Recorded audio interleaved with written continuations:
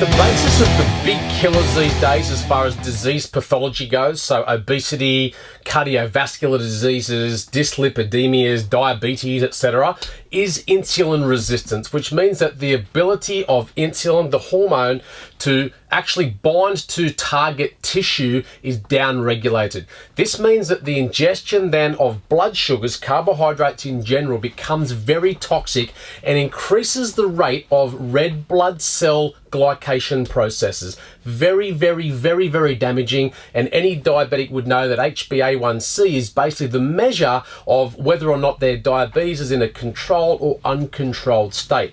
Now, current pathology always looks at blood sugar, but very, very, very rarely looks at insulin as being causative in this.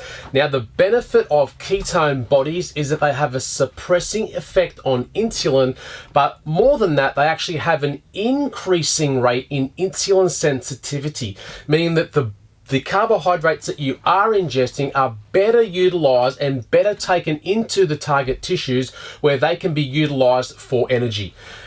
Probably the most exciting thing for me as far as exogenous ketones go are their ability to deal with these underlying factors which regulate blood sugar metabolism. It's pretty much behind most conditions that I treat these days, and I can't tell you the benefit people have from the introduction of ketones into their diet.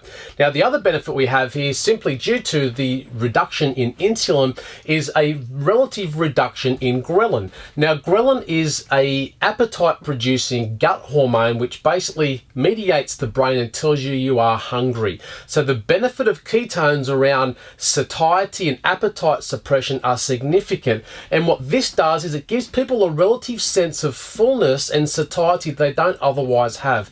This has an amazing effect on the ability to stick to macro-based plans or calorie counting dietary protocols that a lot of people generally struggle to work within. So many people think they follow a 12 or 1300 calorie diet, but forget to mention those extra little things they throw into their diet, or forget about the sugar they put in their tea or their coffee, which are all the incidentals which will blow your calories out of control. So ketones help to keep a lid on this. They keep your ghrelin levels under control, which tells your body that it's maintained, that it doesn't need to keep eating more food.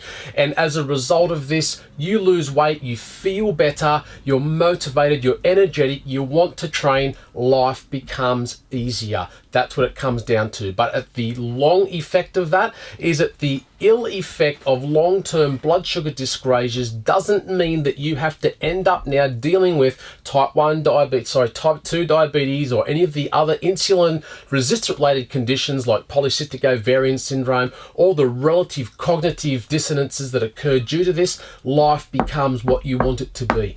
Ketones work amazing for this blood sugar control.